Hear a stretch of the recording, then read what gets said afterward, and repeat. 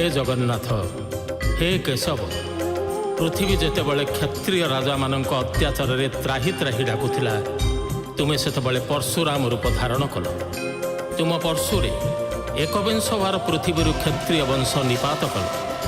सेमानक रक्तरे जगत को स्नान कराई पृथ्वी पाप ताप दूर कल।